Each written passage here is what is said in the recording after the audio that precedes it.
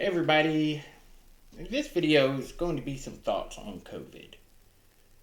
My thoughts primarily, and what I've been seeing. Because, some people, they don't know what's going on in the rest of the country. When COVID first got started up, I spent some time off work. I was on unemployment and everything because I was worried about COVID. My parents were like, oh, you're diabetic. Oh, COVID could affect you especially. Yeah. So I spent some time off of work. But I never bought into the narrative of wearing a mask or taking the vaccine. Now, around my hometown, I saw people wearing masks back in 2020 and 2021. And even now, I still see some people when I go to Walmart wearing a mask. It's generally elderly people. I don't see too many young people wearing masks. I don't see too many people around my age wearing masks. Now, as far as deaths and stuff like that go, they used to talk about it every day. The numbers had been in 300 people, 300 new cases, 10 new deaths. That was the last one I heard about a month ago. They don't do too much talking about it now. For me, COVID has been a distraction that I did not want to have.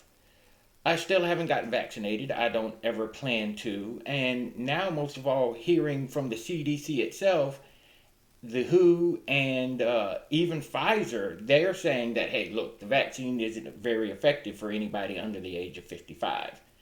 Now, I'm going on 45. And that scares me in a way because I know I've had family members younger than me who have taken the vaccine. And it scares me. I asked my parents the other day, I says, are you guys planning on getting another booster shot? And my mom was like, well, we might. We're not really too worried about it anymore. And they said, are you going to get it? My mom asked. I says, no. I've been looking up data and things and listening to different people. And come to find out, unless you're 55 or older, you really don't need to be taking it. Well, my mom says, yes, I've heard that too. But, people with health conditions like yours, they might need to take it. No, Mom.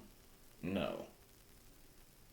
This stuff, if you've been watching the last few months, you've got people who are triple vaccinated still coming down with the coof. They're still coming down with it. Jesus Christ. And, I'm going to be quite honest, it's a little scary every time I hear Aiden Paladin coughing, or HB coughing, or some of these other folks coughing, and I'm like, okay, you guys aren't vaccinated. Like Aiden, a couple of months back, she was like, yeah, I've had the coof. And then she come up with it a second time. I'm like, what the fuck? How many damn times are you going to have this shit? Are you vaccinated? Maybe that's why you got the coof. I don't know. Even HB said he'd come up with it about a month back. And I still hear people coughing. And I'm like, yeah, I don't know. Now, I'm still not getting the vaccine. Hell, it's been medically proven that the shit is dangerous. I would like to have kids one day, hopefully soon. I think that this country is slowly getting over this. They keep trotting out Fauci every few months, and when was the last time you heard about a new variant? We haven't heard about a new variant in 3 months. Generally, I suspected we'd have a new variant every 3 months that would be worth talking about. But apparently we're not. Either that or the new variants coming out are so weak that it may as well now be the common cold, as Dr. Fauci said recently. As far as the vaccine goes, I don't know anybody else who's getting it. No one cares anymore. We've moved on, we've adapted, we've adjusted, we've grown and grown up. We're not going to be scared of this anymore. At least I hope not. If a new variant comes along that is extremely volatile or deadly or whatever, I probably still won't take the vaccine. It's just not worth the risk.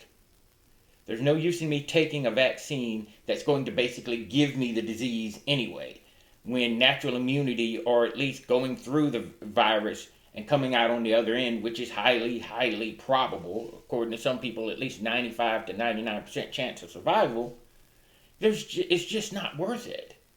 I'll just, sit down for a couple of weeks or take the antiviral slurry or whatever it is they're coming up with, ivermectin, all that other crap, and power on through.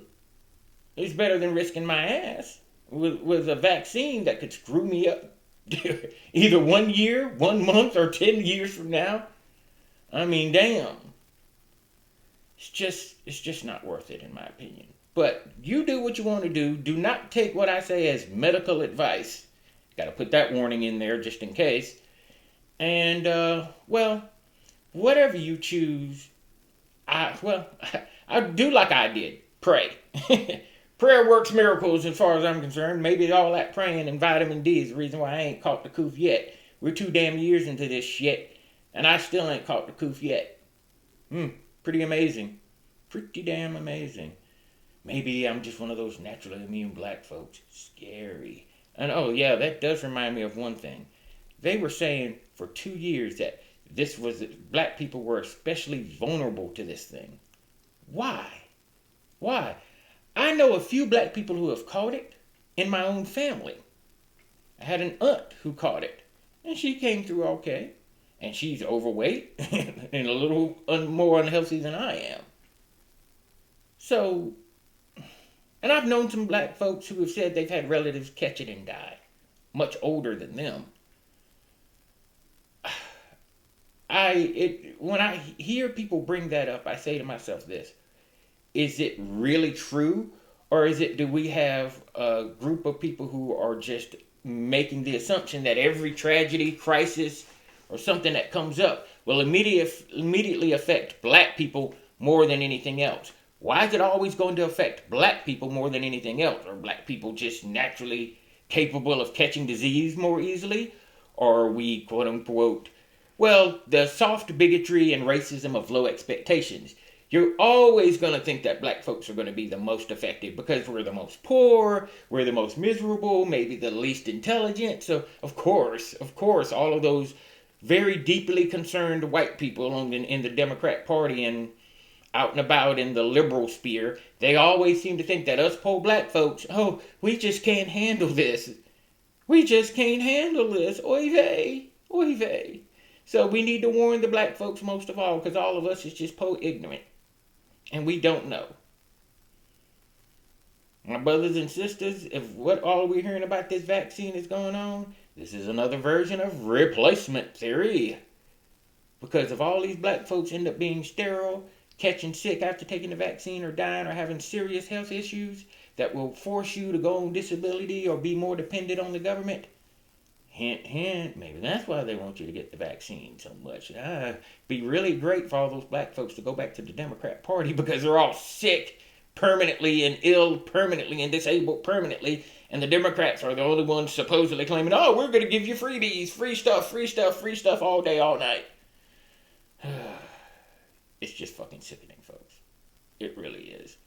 But, hey, y'all do as you want. Y'all do as you feel. This is not medical advice. This is not medical advice, Auntie Susan. I swear. All right, folks. That's it. Second video for today. Don't know if we're going to have any more, but please like, rate, and subscribe, and God fucking speed.